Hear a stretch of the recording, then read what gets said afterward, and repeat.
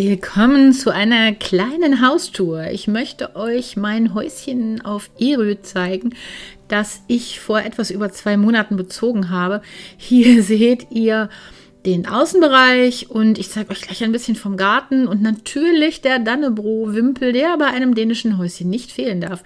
Hier sieht es noch ein wenig chaotisch aus. Ich habe hier in den letzten Tagen sehr viel Büsche geschnitten. Mein Mann war zu Besuch und ein Freund und die haben mitgemacht und deshalb seht ihr hier mehr gefällte Bäume und Sträucher als einen fertigen Garten. Aber wie sagt man so schön, ja, man geht nie zweimal in denselben Garten, ne? Der verändert sich täglich. Hier so ein kleiner Weg nach oben, eine Art Rampe, die zum oberen Bereich des Gartens führt. Und ihr seht dort schon im Hintergrund ein kleines weißes Haus, welches dann hoffentlich, so der Plan, zu meinem Gartenhäuschen wird oder meinem Studio, wo ich dann basteln kann. Ja, was das Beet dann noch hervorbringt, ich weiß es nicht. Ich lasse mich diesen Sommer mal überraschen, was hier alles noch so wächst, weil manches ist noch etwas rätselhaft. So sieht das Haus aus der anderen Seite, von einer anderen Perspektive aus. Und ja, die 1777 am Haus soll bedeuten, dass das Haus im Jahr 1777 gebaut wurde. Ich werde auch noch weitere Informationen darüber sammeln und ich hoffe, dass wir dann im nächsten Jahr die 250-Jahr-Feier feiern können. Hier seht ihr die Terrasse vor meinem Studio und einen kleinen Einblick. Ich werde dann zu einem späteren Zeitpunkt natürlich noch alle Räume zeigen. Das sind eine Menge, wie ihr euch vorstellen könnt bei dem großen Projekt. Und die Terrasse vor meinem Studio. Und wer von euch einmal auf Erö Urlaub machen möchte, sagt Bescheid. Dann kommt ihr bei mir vorbei und mich mal kurz besuchen. Da würde ich mich sehr freuen. Blüten eines Busches. Wer kennt sie? Ich kenne sie noch nicht. Ja, und hier seht ihr schon meinen Kumpel, die Katze, die ich Caro genannt habe, von Karotte. Warum wohl? Und sie ist super anhänglich und super verschmust und sehr, sehr lieb und folgt mir hier bei meiner Gartentour auf Schritt und Tritt. Oh ja.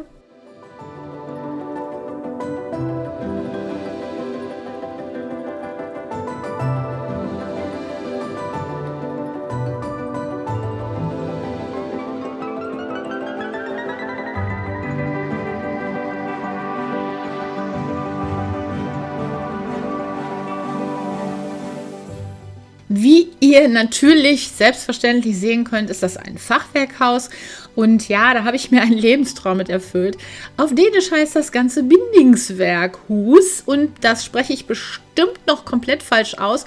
Da sprechen wir uns in ein paar Jahren nochmal, wenn ich dann eventuell, oder ich arbeite dran, Dänisch gelernt habe.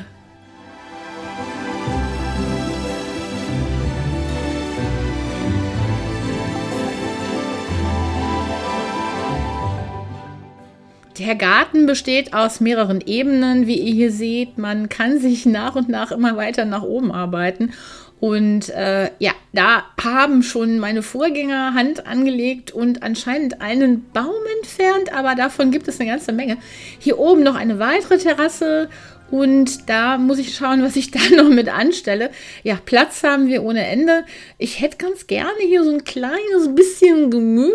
Ihr kennt mich ja, so ein paar Tomaten eventuell. Mal schauen, wie viel Platz ich hier habe. Also Platz habe ich genug, aber es muss ja auch alles irgendwie umsetzbar sein. Also wenn man sich Tomatentöpfe hinstellt, dann darf die nächste Regentonne nicht so weit weg sein. Aber davon gibt es auch eine ganze Menge.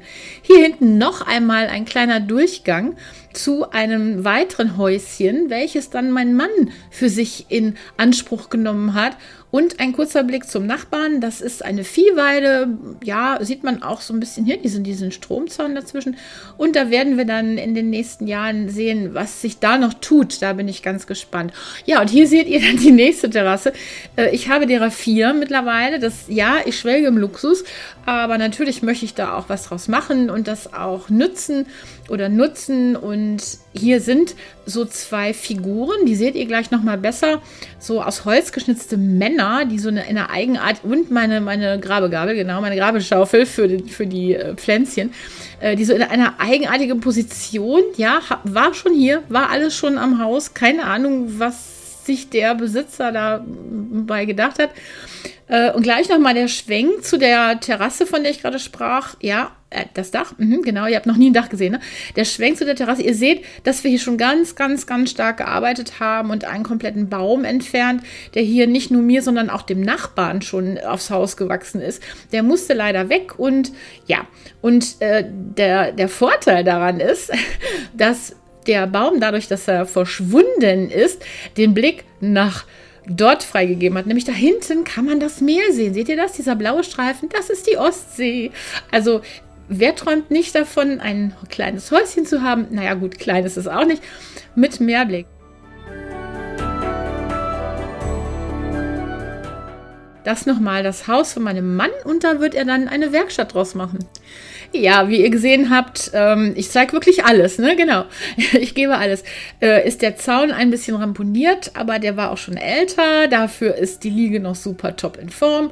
Und mein kleiner Freund hier, der Elefant, sein Gegenstück steht im Haus. Ich habe keine Ahnung, wo das alles herkommt. Das war alles schon da, als ich das Haus hier gekauft habe.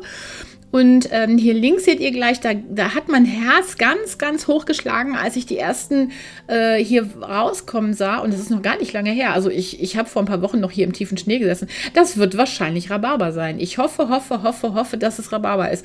Weil von Rhabarber träume ich auch schon eine ganz lange Weile.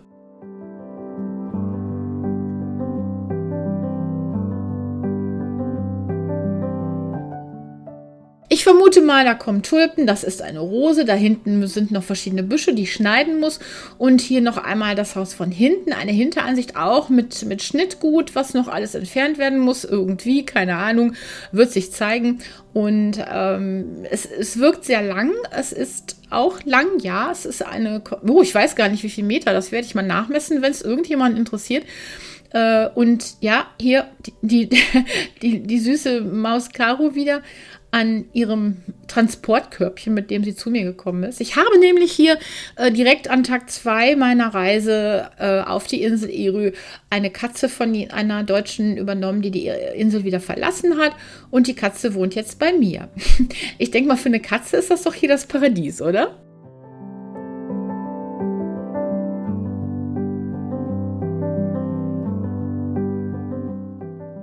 Und während ihr euch entspannt meinen vorderen Garten anschauen könnt, erzähle ich euch ein kleines bisschen über Erö, denn diese Insel trägt eine ganz besondere Geschichte in sich. Schon im Mittelalter war Erö ein bedeutender Knotenpunkt und im 17. Jahrhundert wurde die Insel unter den herzöglichen Linien aufgeteilt, eine Zeit, deren Spuren man noch heute in der Architektur und den schmalen Gassen sehen kann. Erö war auch immer ein Ort der Seefahrer und der Kapitäne.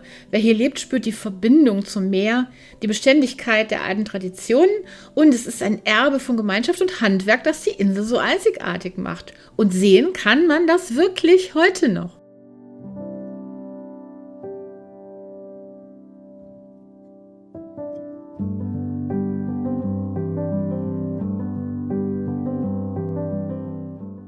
Und ich habe auch einen Traum hier erfüllt bekommen, nämlich Stockrosen, die jetzt noch klein sind, aber dann nach und nach hoffentlich die Wand entlang ein wunderschönes Bild ergeben.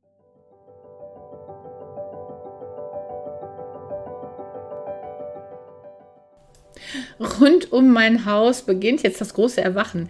Der Garten füllt sich mit Leben. Zuerst kamen die Osterglocken und Narzissen und haben nicht nur ihre gelben Köpfe dem Licht entgegengestreckt, sondern mich auch mit ganz zauberhaftem Duft beglückt.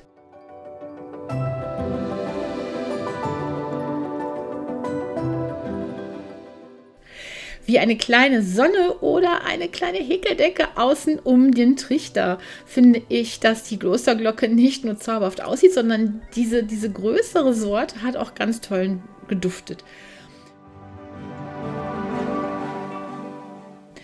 Und naja, jetzt der Frühling ist eine Zeit der Gemütlichkeit und der Erneuerung, ein Moment des Innehaltens, bevor die Sonne die Insel in vollem Glanz erstrahlen lässt. Und ich bin sehr, sehr dankbar, dass ihr mich heute ein Stück auf dieser Reise begleitet habt. Vielen, vielen Dank dafür und ich hoffe bis zum nächsten Mal. Eure Bärbel.